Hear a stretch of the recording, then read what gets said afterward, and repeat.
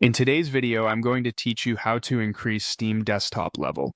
Leveling up on Steam unlocks profile customizations, increases your friends list capacity, and slightly improves your chances of receiving booster packs, so it's worth doing if you enjoy building out your profile. Start by opening the Steam desktop app and signing in.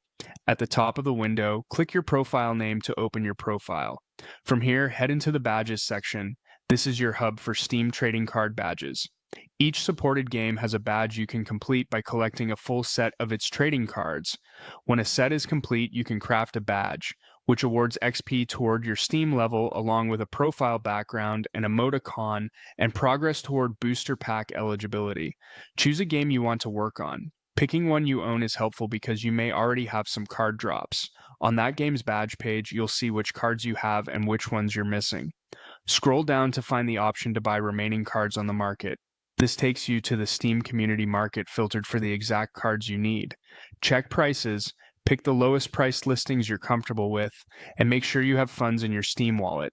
If you're new to the market, your account may need to be market enabled before purchases go through.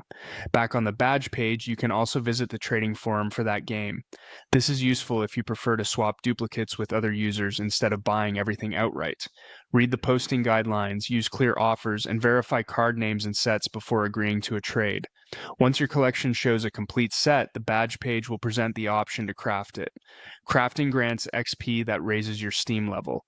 You can repeat this with additional sets of the same game to increase that badge level further, up to the standard cap, or move on to other games. Take your time, compare prices, and complete sets efficiently to level up your Steam profile steadily.